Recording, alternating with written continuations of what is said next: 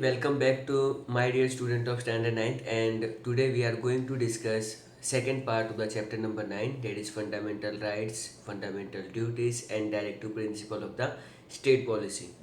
So friends, before starting my lecture I would like to share one thought with you. It is a line given by the Albert Einstein, and it is mentioned in it that life is like a cycle. Okay, so life is like a cycle. To keep your balance you must keep moving. Okay, so जैसे कि हमारी जैसे cycling होती है, initial stage में हमको थोड़ा difficulties face करनी पड़ती है for the balancing reasons only, and after some practice we get to use to it. So if we same thing apply on our life also, if we keep all the balances at perfect position in our life, then our life and cycle keep on moving. Okay, so without any delay, let's get started. And in this lecture I am going to discuss 6 short notes, and in my next session I am going to discuss 12 give reason plus MCQ parts. Okay, 7 question answer we did already in the first part. So here is your first question. Write a short note on. So it's the heading of the short note, and the first is right to equality. Equality means what? Basically सोचो, equality means समानता, एक समान. Okay, सो ये चीज़ आपको mind में रखनी है, and then we get started. Equality is the foundation of a democracy. So in any country where there is a democracy, you will find out the equality, and that equality, of course, every citizens of that country will get. Point number 1, the right to equality and confer the equality of the status provide equal protection of law to every individual. So law की protection है वो सारे citizens को मिलती है, and वहाँ पे right to equality एक इक्वल स्टेटस गिना जाता है कि कानून की नज़र में सब एक समान है. Let us move to the second point. Equality of treatment is provided to all without making discrimination on the ground of religious, race, caste, gender, language and place of birth. अब इक्वलिटी की बात कर रहे हैं ना, so equality we have to give in all the fields. There is no scope of discrimination. Discrimination तो हम कर ही नहीं सकते. नाउ डिस्क्रिमिनेशन हम कौन से ग्राउंड पे कर सकते हैं? Well, we can do discrimination on the ground of public employment. For एक पर्टिकुलर कास्ट के लोगों को अगर हम लोग जॉब ना दें तो okay, just think about it. Religion हो गया, कोई पर्टिकुलर रेस हो गया, कोई कास्ट वाले हो गए, कोई पर्टिकुलर जेंडर वाले हो गए, कोई लैंग्वेजेस वाले हो गए, ओके, या फिर बर्थ और प्लेस के हिसाब से ये लोग इस तरह की डिस्क्रिमिनेशन की जा सकती है. लेकिन हमारे यहाँ पर ऐसा कुछ भी नहीं किया जाता. हमारे यहाँ पे राइट टू इक्वलिटी है, सो सबको इक्वली ट्रीट किया जाएगा. इन सब चीज़ों को हम लोग इग्नोर करेंगे. पॉइंट नंबर 3 पे आते हैं. Equal opportunity in public employment, access to public places and use of public services is made available to all.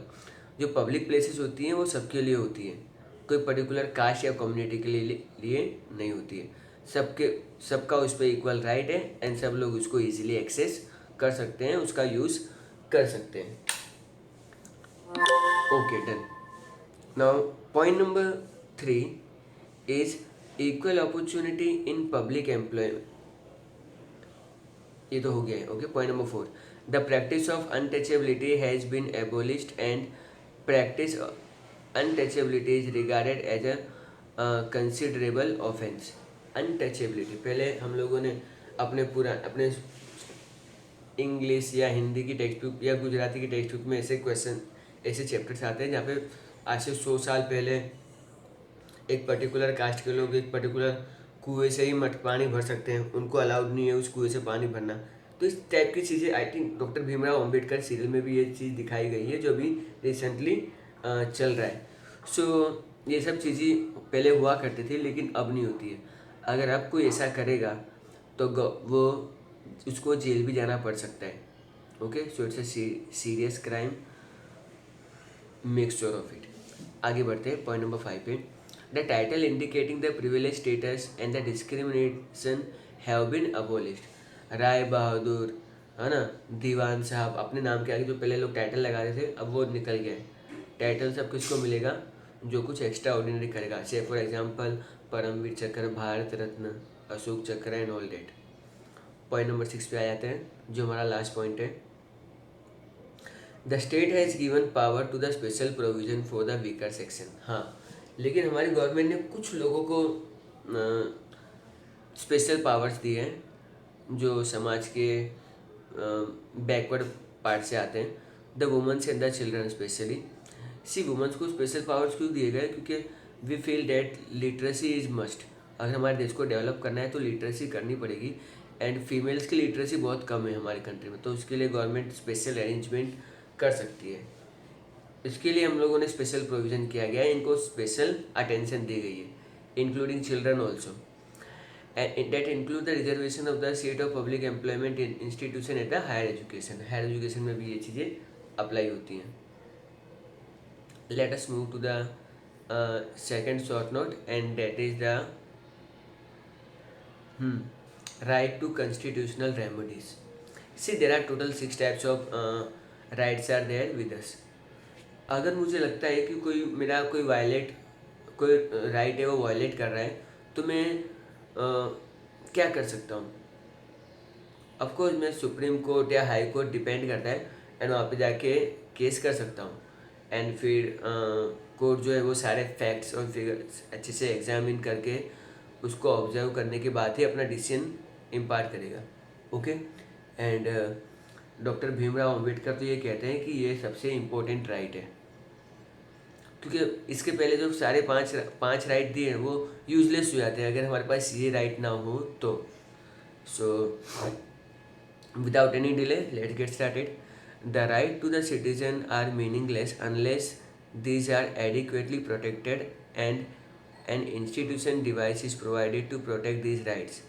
This purpose is served by making the right to constitutional remedy as a fundamental right।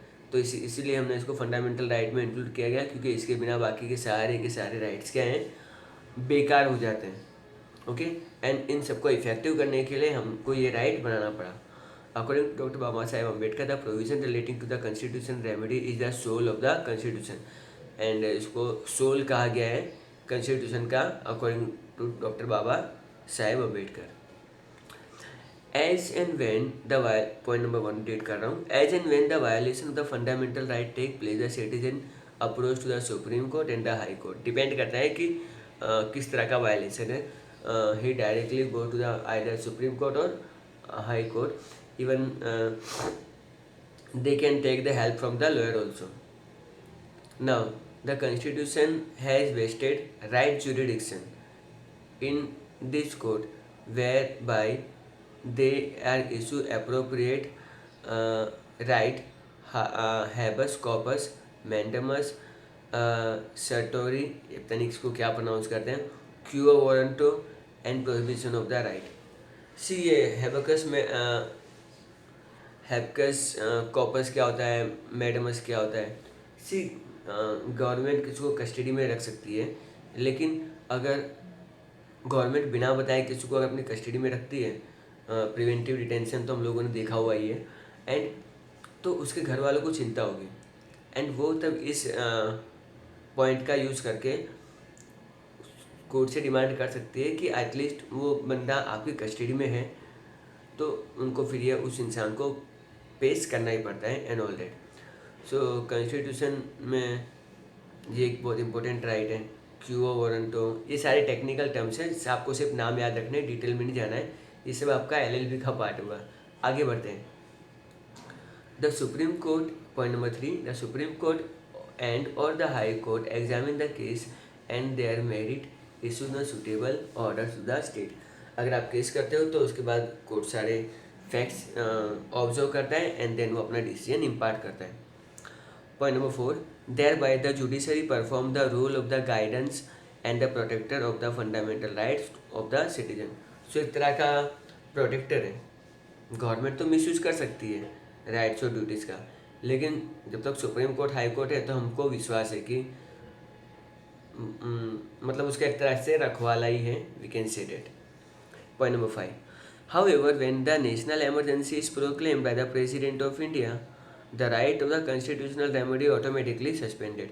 See, हमारे देश में जब भी emergency होती है, it is declared by the president. Okay, and इस time पे हमारे जो राइट्स होते हैं, फंडामेंटल राइट्स, वो तब ऑटोमेटिकली लैप्स हो जाते हैं. तब हम लोग अपने फंडामेंटल राइट्स की डिमांड नहीं कर सकते हैं in the time of emergency. Now right to freedom. Okay, it is very short and sweet. Right to freedom is a soul of democracy. हाँ, डेमोक्रेसी का मतलब है कि इंसानों को फ्रीडम मिलती है, और ये इसलिए उसको उसकी सोल कहा गया है. We can not imagine democracy without the right of freedom. So right of freedom की बात सिर्फ डेमोक्रेटिक कंट्री में ही हो सकती है, और बिना इसके फिर डेमोक्रेसी की कल्पना करना ही बेकार है. The right is necessary for working and preserving of the democracy. तो ये जो राइट है वो डेमोक्रेसी का मीनिंग फुलफिल करता है. Freedom of expression is an essential condition for the fullest development of every citizen in the country. See friends, हमारे यहाँ पर क्या है, लोग सवाल नहीं पूछते. एक बार लोगों ने सवाल पूछने शुरू कर दिए तो सामने वाले को जवाब देना पड़ता है ना. और ये डेमोक्रेसी में ही हो सकता है. आप मोनार्की में राजा से क्वेश्चन नहीं पूछ सकते, लेकिन डेमोक्रेसी में आप अपने एमपी से, अपने एमएलए से, या जो भी आपका वार्ड का इंचार्ज है उससे आप ये क्वेश्चन पूछ सकते हो. बाकी आप किसी से भी क्वेश्चन नहीं पूछ सकते. और इससे मतलब हमारा ही डेवलपमेंट होता है ultimately. Point number 4, freedom is essential to enable an individual to live a healthy and a containment life. Freedom होनी बहुत ज़रूरी है. अगर फ्रीडम होगी ना तो हम लोग एक अच्छी बेहतर ज़िंदगी जी पाएंगे. Okay. Point number 5, right to freedom is to be exercised within the preview of reasonable restriction laid down in the constitution. से हमको राइट टू फ्रीडम है, लेकिन हमको कुछ रिस्ट्रिक्शन भी होते हैं जो हमको ध्यान रखने होते हैं. ओके. एंड फ्रीडम मिला है राइट टू, लेकिन उसका हमको मिसयूज नहीं करना है. Point number 6, right to freedom grant the following 6 freedoms to the citizen. तो राइट टू फ्रीडम के अंदर ये 6 टाइप की अलग अलग फ्रीडम है. Right to thought and expression, जहाँ पे हम लोग कुछ भी मतलब एक्सप्रेशन कर सकते हैं. गवर्नमेंट की किसी भी बात को क्रिटिसाइज़ कर सकते हैं. गवर्नमेंट को किसी भी डिसीजन को हम लोग अप्रिशिएट भी कर सकते हैं. वेल, रीज़न आपको इतना बस ध्यान रखना है कि आपको आपके वर्डिंग्स पे कंट्रोल होना चाहिए. इसका मतलब ऐसा नहीं है कि आप अनाप शनाप कुछ गालियाँ बकने लग जाओ. पॉइंट नंबर 2, एंड इंडिया में लोगों को ये थॉट समझने की बहुत ज़रूरत है. Freedom of peaceful assembly without arms. तो हमारे यहाँ पे वेपन जैसे यूएसए में खुलेआम बिकते हैं, वैसे यहाँ पर नहीं बिकते हैं. आपको लाइसेंस ऑब्टेन करना पड़ता है. Point number 3, freedom to form an association. आप लोग एसोसिएशन फॉर्म कर सकते हो. फॉर एग्जांपल स्टूडेंट की एसोसिएशन होती है, चार्टर्ड अकाउंटेंट की एसोसिएशन होती है, लेबर्स की एसोसिएशन होती है. तो आप एसोसिएशन फॉर्म कर सकते हो, कोई प्रॉब्लम नहीं है. बस उसका जो मोटिव है वो लीगल होना चाहिए, इलीगल नहीं होना चाहिए. आप अपने एसोसिएशन में किसी टेररिस्ट को शामिल नहीं कर सकते. Okay. Freedom of movement through out the country means आप पूरे कंट्री में कहीं पे भी घूम सकते हो. And freedom to reside in any part of India. आप वहाँ पे अपना घर लेके रह भी सकते हो. Freedom to the vocational and profession. आप कहीं पे भी जाके अपना बिजनेस या जॉब कर सकते हो. इसको बोलते हैं आंसर. पूरा स्लाइड भर भर के आंसर लिखे. Right against exploitation. एक्सप्लॉयटेशन करना यानी किसी की मजबूरी का फ़ायदा उठाना, we can say. The Constitution envisages the idea of exploitation free society. हमारा कॉन्स्टिट्यूशन इस चीज़ में बिलीव करता है कि हमारी सोसाइटी यूजुअली एक्सप्लॉयटेशन से फ्री होनी चाहिए. It's intended to promote the self respect and dignity of every individual. Okay. तो यहाँ पे लोगों की आत्मसम्मान की बात की गई है एंड वो अपनी लाइफ की डिग्निटी को मेंटेन कर पाए. Now point number 1, the Indian society as a feudal based and on a caste hierarchy prior to the independence. आज़ादी से पहले की बात करें ना तो हमारे यहाँ पे कास्ट बेस्ड सिस्टम हुआ करता था. ब्राह्मण हो गए, शूद्र हो गए, वैश्य और क्षत्रिय हो गए, बराबर. तो evil and exploitation practices like untouchability, slavery, trafficking of the human beings. तो इससे पहले बहुत सारी खराब प्रथाएं थी, जिससे कि हम लोग अनटचेबिलिटी थी। इट मीन्स एक पर्टिकुलर कास्ट के लोगों को हम लोग टच नहीं कर सकते, टच किया तो हवन करवाना पड़ेगा, नहाना पड़ेगा, पता नहीं क्या क्या था। स्लेवरी, गुलाम बन जाना। फॉर एग्जांपल अगर मैं किसी को लोन देता हूँ और अगर वो नहीं कर पाता तो कभी कभी ऐसे मतलब लिखवा लिया जाता था कि आप सारी उम्र फिर मेरे गुलाम बन के रहोगे। इन लोग मान जाते थे और अगर वो नहीं पे कर पाए तो फिर उनको गुलाम बनना पड़ता था, जो बोलते थे मजदूरी करनी पड़ती थी उनको। स्लेवरी, ओके, नौकर चाकर रखना। And trafficking of the human, इंसानों को किडनैप कर लेना, ऑल डेट ना। ये सब इंडिपेंडेंस से पहले हुआ करता था। Force labour with payment, I think without payment होना चाहिए, मतलब किसी को ज़बरदस्ती काम करवाना और वो भी कम पेमेंट के साथ या पेमेंट ना देना। Discrimination against woman and exploitation of child labour prevailed in India. तो ये सब चीज़ें इंडिया में पहले हुआ करती थी। तो अब क्या करेंगे, हम इसे हटाएंगे। Okay, to put an end this exploitation practices, the right against exploitation provide the following. तो फिर हमने राइट टू एक्सप्लॉयटेशन इंट्रोड्यूस किया इन सब चीज़ों को हटाने के लिए। Abolition of the salary, force labour without payment, है ना, फोर्स लेबर विदाउट, ये लेबर की स्पेलिंग में पीछे टी मत समझना, आर है, it's just spelling mistake from my side. Prohibition of traffic of human beings, तो इंसान की आप खरीद फरोख्त नहीं कर सकते, पहले नहीं इंसानों को बेच दिया करते थे, something like that. As it practice was cognizable offence, तो इसे एक गुनाह की कैटेगरी में इंट्रोड्यूस किया जाएगा। आगे बढ़ते हैं पॉइंट नंबर 2 पे। Prohibit the services without payment and without the minimum wages as laid down in the laws and such act is regarded as a cognizable offence.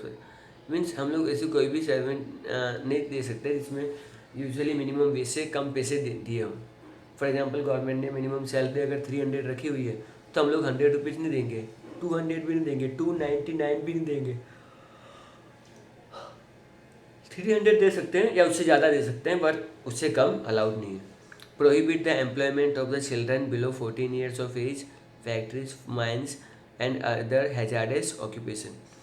इस पर भी प्रोहिबिशन लगाया गया कि 14 ईयर्स से जो नीचे के बच्चे होते हैं वो ना फैक्ट्री में, ना माइंस में, और कोई भी ऐसी जगह पे काम नहीं करेंगे जिससे मतलब मेंटल डेवलपमेंट रुकता हो और जिसमें फिजिकल लेबर ज़्यादा लगता हो, क्योंकि बच्चे हैं अभी, उनकी ग्रोइंग एज है और उनको भी पढ़ना चाहिए, ना कि ये सब चीज़ें करनी चाहिए।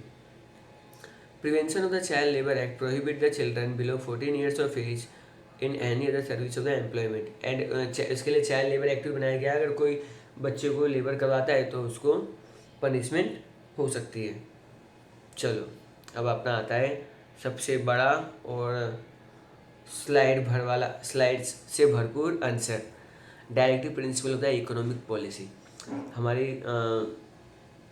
कॉन्स्टिट्यूशन में डायरेक्टिव प्रिंसिपल्स हैं जो स्टेट गवर्नमेंट को अलॉट किए गए हैं ताकि स्टेट गवर्नमेंट अच्छे से काम कर पाए। यहाँ पे मैं स्टेट बोलता हूँ तो आपको सेंट्रल गवर्नमेंट और स्टेट गवर्नमेंट दोनों समझना है। Okay, directive principle of the economic policy are as follows. 1 2 3 4 5 6 7 8 9 points are there and all are there from the textbook only. Equal distribution of the wealth and resources among all the classes of welfare of the citizens. तो हमारा जो wealth है ना, हमारा जो पैसा, वो सारे क्लास के लोगों में इक्वली बंटना चाहिए। फॉर एग्जांपल गवर्नमेंट टैक्स लेती है, ज़्यादा कमाता है तो ज़्यादा टैक्स लेती है, कम कमाते तो शायद टैक्स भरना भी नहीं पड़ता है। तो उनके जो टैक्स के पैसे आए वो किस पर खर्च होंगे? सिर्फ अमीरों के लिए नहीं, सबके लिए खर्च होंगे। सो हमने क्या किया है, सब लोगों को इक्वल चांस दे दिया है। Assets and production of the resources should not be distributed in a certain group of section. This should be administered by the state. State government का जो भी साजो सामान है या कोई भी प्रोजेक्ट है वो पर्टिकुलर एक जगह कास्ट के लिए नहीं होता है, सबके लिए होता है। Okay, equal pay for equal work for both man and woman. आदमियों के लिए, औरतों के लिए सेम सैलरी या पेमेंट होनी चाहिए, चाहे वो कैसे भी काम करें। लेबर भी उनका सेम होना चाहिए। जस्ट वो फीमेल है, वो थोड़ी कमज़ोर है, ऐसा हम लोग नहीं बोल सकते और उसको पेमेंट में कोई कॉम्प्रोमाइज़ नहीं कर सकते। Point number 4, provision for good health for labourer working at place should be created. तो हमारे जो लेबर्स होते हैं जो काम करते हैं, तो उनको एक अच्छी हाइजीनिक कंडीशन हम दे सकते हैं। Because of the financial constant the man and the woman and the young children working in the unhygienic places where the health matters are resorted and should not be allowed to happen. तो हम लोग अपने जो employees होते हैं, अपने जो workers होते हैं, उनको एक ऐसा माहौल दें ताकि वो बीमार ना पड़े। ओके, और आदमी बीमार पड़ गया तो फिर काम नहीं करेगा, और काम नहीं होगा तो फिर देश आगे कैसे बढ़ेगा। State should be promote cooperation in administration and the industrial unit in the labourer. तो इंडस्ट्री और लेबर यूनिट्स में कई बार प्रॉब्लम होती है, तो उसको गवर्नमेंट को चाहिए कि time to time sort out करती रहे। Protection of the children against the youth against the exploitation and against the moral and material abandonment to live in a healthy and dignified environment. These principles should be developed by the state. मतलब बच्चों को protection होना चाहिए, young लोगों को exploit free society मिलनी चाहिए, है ना, ताकि हम लोग एक हेल्थी और डिग्निफाइड लाइफ जी सकें। तो ये एटीट्यूड स्टेट गवर्नमेंट को बिल्ड करना चाहिए। Relief and leave at the time of the delivery should be provided to men workers. Insurance, maternity leave, gratuity and other legal rights should be introduced in the policy. जो employee काम करता है ना, तो उनको बहुत सारी फैसिलिटी देनी चाहिए, जैसे कि इंश्योरेंस हो गया, आपका बोनस हो गया। मैटरनिटी लीव यानी फीमेल्स के लिए होती है, 2 बार मैटरनिटी लीव अलाउड होती है फीमेल्स को। एंड अगर थर्ड बेबी को बॉर्न कर रही है तो उसको फिर मैटरनिटी लीव नहीं मिलेगी। फिर तो उसके हॉलीडे से काउंट होंगे। C to organise agriculture and animal husbandry in the modern scientific lines to prohibit the slaughter of the cows and other useful milk producing cattle. तो पहली चीज़ तो ये लोग कह रहे हैं कि हमको एग्रीकल्चर तो डेवलप करना ही चाहिए, प्लस हमको इसके अलावा एनिमल हस्बेंड्री भी करनी चाहिए, पशुपालन इसको कहते हैं। एंड इसको आजकल के नए मेथड से करना चाहिए। पहले हम लोग दूध यूँ निकालते थे ना, अब मशीन्स आ गई हैं, तो हमको बेटर है कि मशीन्स का यूज़ करें। ओके, तो इस पर काऊ पे भी ज़्यादा प्रेशर नहीं आता है और दूध भी अच्छे से निकल जाता है। और हाँ, कभी लात वात भी नहीं पड़ती है। I got one kick in my childhood when I used to be 3 or 4 years maybe. Anyhow, a draft should be drawn on the livestock breed like donkey, bullock, cow and halting of the slaughter. गाय को नहीं मारना चाहिए, special जो milk producing animals हैं। Okay, and इनको protection देनी चाहिए। And animals के साथ कोई एनिमल्स को भी एक अच्छे इंसान की तरह समझना चाहिए। I am sorry for that. Room का एटमोसफियर ही ऐसा है, नॉइस के लिए बंद करना पड़ता है। So let's move ahead. एक equal legal rights to all, सबके पास इक्वल लीगल राइट्स होना चाहिए। State should organise free legal services to desired citizens who are financially feeble as well as capable in getting so हमको मतलब उन सभी लोगों को लीगल राइट देना चाहिए। जैसे फॉर एग्जांपल कोई गरीब आदमी है, उस पर किसी ने केस, मतलब किसी इंसान ने उस पर केस कर दिया, तो वो वकील अफोर्ड नहीं कर सकता। तो उसके लिए क्या करना होगा, गवर्नमेंट को चाहिए कि उनके लिए सरकारी जो लॉयर्स होते हैं उनको अलॉट करें। And the last question of the day, directive principle of the political and international relationship. Politics कैसी होनी चाहिए और हमारे इंटरनेशनल रिलेशनशिप के बारे में हमारा डायरेक्टिव प्रिंसिपल्स क्या कहते हैं। Well, there are only 3 points. Panchayati Raj should be establish by the state. So Panchayati Raj state government के अंडर में काम करेगी, for which proper leadership officer and financial aid should be provided to conduct the work in free way. State government panchayat ठीक से काम करे, उसके लिए प्रॉपर लीडरशिप होनी चाहिए, ऑफिसर से रिस्पॉन्सिबली काम करें, और उनको पैसे की जो भी फाइनेंशियल एड यानी पैसे की जो ज़रूरत होती है वो उनको टाइम टू टाइम प्रोवाइड किया जाए, ताकि उनका काम अच्छे से स्मूथली चल सके, लाइक फ्री वे उन लोगों ने जो वर्ड यूज़ किया है।